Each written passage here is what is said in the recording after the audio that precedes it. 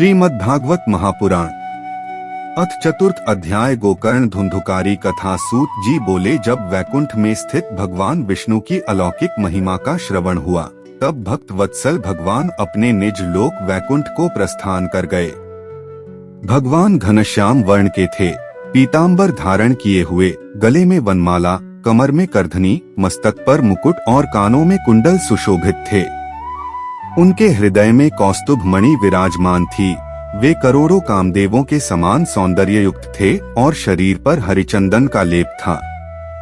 वे परमानंद स्वरूप, मधुर स्वभाव वाले, मुरली धारण किए हुए और भक्तों के हृदय में करुणा उत्पन्न करने वाले थे। वैकुंठ में निवास करने वाले सभी वैष्णव, देवता और श्रेष्ठ जन उनकी कथा के वर्णन में प्रेम पूर्वक लीन थे।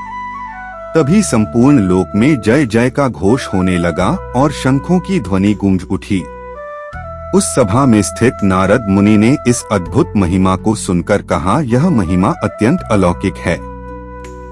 मैंने देखा है कि जो मूर्ख, कपटी और पाप में लिप्त जीव हैं, वे इस कथा के बिना उद्धार नहीं पा सकते।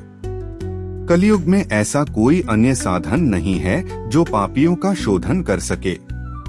पापों के समूह का नाश करने वाली इस कथा के समान पृथ्वी पर और कोई उपाय नहीं है।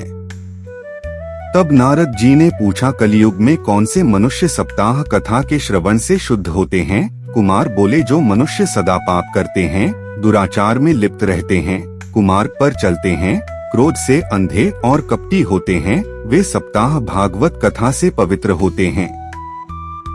जो माता पिता और बंधुओं से स्नेहीन होते हैं, दंभी, उपहास करने वाले और स्वार्थी होते हैं, वे भी सप्ताह कथा से शुद्ध होते हैं। जो क्रूर, पाखंडी, पाप और छल करने वाले, पिशाचों के समान निर्दयी और ब्राह्मणों का अपमान करने वाले होते हैं, वे भी सप्ताह कथा से पवित्र होते हैं। जो शरीर, वाणी और मन से निरंतर पाप करते हैं और दूसरों के धन को मलिन करते हैं, वे भी कलयुग में सप्ताह कथा से मुक्त होते हैं। सूत जी बोले, अब मैं एक प्राचीन इतिहास कहता हूँ, जिसके केवल श्रवण मात्र से पापों का नाश हो जाता है। पूर्व काल में काशी नगर में आमदेव नामक एक ब्राह्मण रहते थे। वे सभी वेदों के ज्ञाता थे। उनकी पत्नी कुलीन थी, किंतु स्वभाव से कठोर और गृह कार्य में अत्यंत संलग्न रहती थी। वे दोनों धर्म, अर्थ और काम के अनुसार गृहस्थ जीवन व्यतीत करते थे, परंतु उन्हें कोई संतान नहीं थी।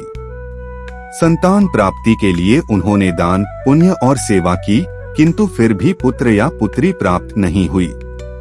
इससे आमदेव अत्यंत दुखी हो गए।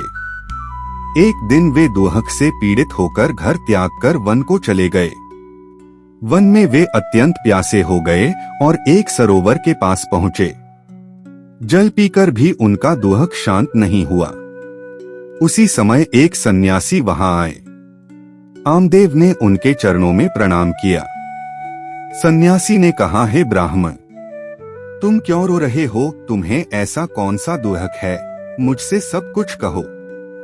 योगी द्वारा फल देना, स्त्री द्वारा फल न खाना, गाय को फल खिलाना, गोकर्ण और धुंधुकारी का जन्म, धुंधुकारी का अधर्म, प्रेत्योनि, गोकर्ण द्वारा सप्ताह भागवत कथा और अंतः धुंधुकारी की मुक्ति।